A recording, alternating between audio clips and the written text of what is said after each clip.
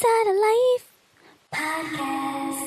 Welcome to episode 4. This is Exfoliating Glow Up, getting what you want.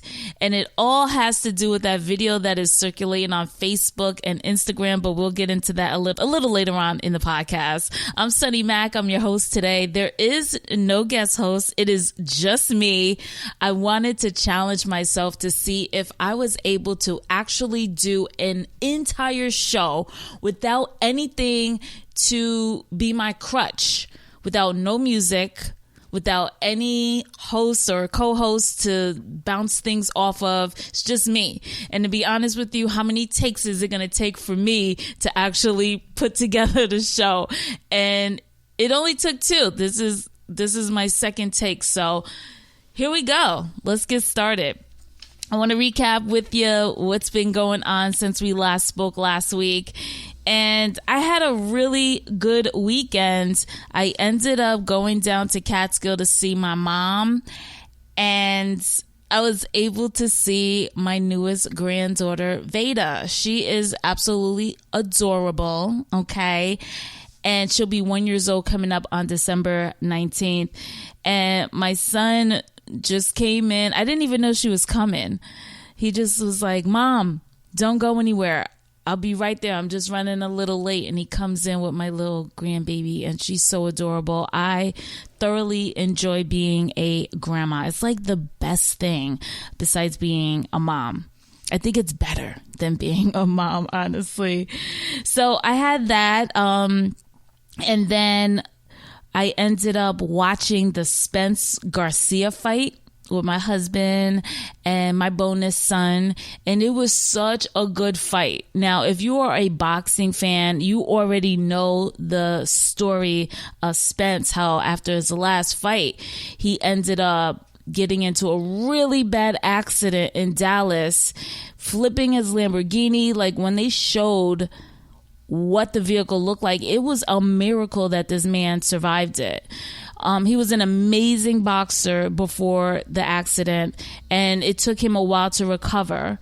Not only that, but then COVID hit. So it was really interesting to see, like, okay, is Spence back to what he was, or is he going to be affected somehow? That accident affected his ability somehow. And he actually did his damn thing. Danny Garcia, I'm not going to lie, that dude is amazing as well. I personally didn't think he was going to beat Spence. That's just my opinion. I think he's just like, just like a slight hair underneath that. I just had that feeling he wasn't going to pull it off, and he didn't. But he did put up one hell of a fight. And Spence, kudos to you. Dallas, he represented, and man, it was just so good to see that fight. Also this weekend, I have been experimenting with press-ons. I love designing them, designing acrylic nails. I love doing that. So I ended up getting a bunch of different items that I can be really artistic with the press-on nails. And I did some designs, and I posted them up on my Facebook, and I got really good feedback. So thank you so much for commenting on those. Those actually my first try doing like the smoke effect on the nails. Also, I did a, it's like a spider gel, and I did that. I was really proud of myself because it was super messy, and I was trying so hard not to get it all over. I did a rhinestone. Oh gosh. Oh, I also did this sweater design, and I think I'm going to end up doing my nails as a sweater design. But it is so relaxing. Oh my gosh, just being creative. I love it. So that might end up turning into some type of maybe side gig or something, like maybe doing press on nails. I don't know. It's exciting. Also this weekend, I had a chance to catch up on The Spanish Princess. I love this show. It comes on Stars. You can catch it on demand right now. I believe it's on Hulu as well. And I've actually finished it up last night. And It is so good. I'm upset though that it's over. Like, that was the whole finale, the series finale. And I'm just like so left. It just was terrible how it ended. Not terrible, but I just wish it was able to continue more, because it was such an interesting show. It was about a Spanish princess marrying the King of England. And some of the stuff is actually true. So if you haven't, or you don't know what I'm talking about, just go on Stars and look at the trailer, or go on YouTube and look at the trailer. If you like all of those medieval and king and queen era type movies or TV shows, you're really going to love Spanish Princess. And speaking of those king and queen shows, I finally finished The Crown. Amazing, man. Amazing. My era grew up on Queen Elizabeth, Princess Diana. I remember being really young and my mom had the wedding of Prince Charles and Princess Diana. And following her career, following her period, paparazzi was all over. She was always on the papers, front page of the papers. It was just seeing that last season of her, I was like tearing up. It's like, Charles, we all knew you was an asshole. But in the same sense, I didn't realize that he was 12 years older than her. She was a kid being thrown into this monarchy, being a princess. Her dad had some type of status. I believe he was like a lord or something like that. But she didn't have that status. She was a school teacher. You know, he was a grown man. And even being a woman in your 20s or 30s, having to adjust and figure out being a wife and being a mom is already stressful. But being a kid, and on top of that, living up to the image of the queen and the whole crown family, it was something. Oh my gosh, it was something. I loved it though.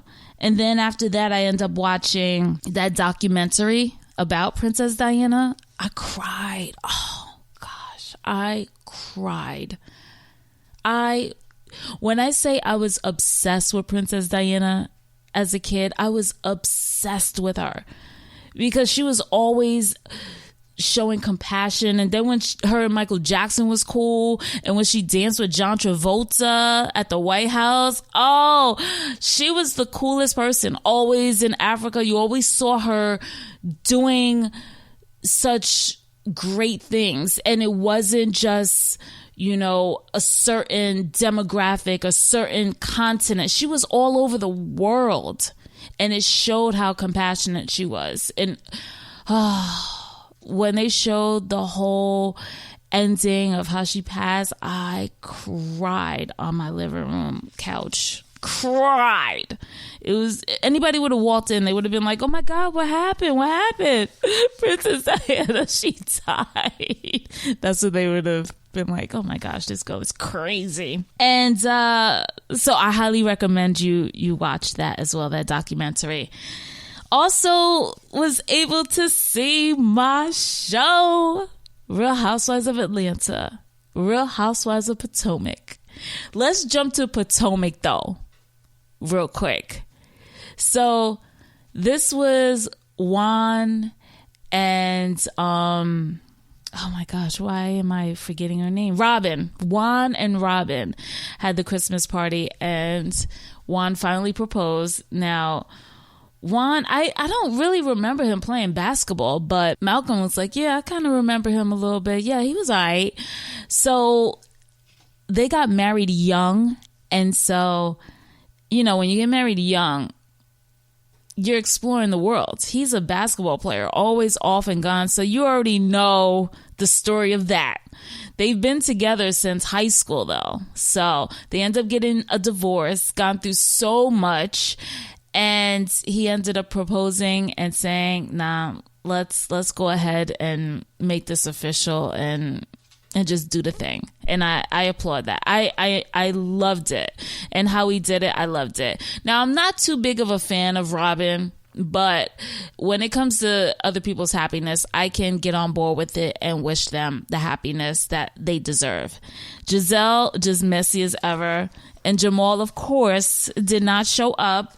And I am sick of her bringing him up because he's never there. He's never on the show. And the daughters know. They like, I wish mom stopped this storyline because dad hasn't been around. Dad's not coming around. Like, just cut it out, Giselle. Move on to somebody else. And the whole situation with Candace and Monique, woo! Oh, man. It just was ugly. We was finally able to see what happens with the court. And Monique hasn't been charged. It was dropped. Candace wasn't charged. It was dropped. And I was so glad because I'm not a fan of Candace at all.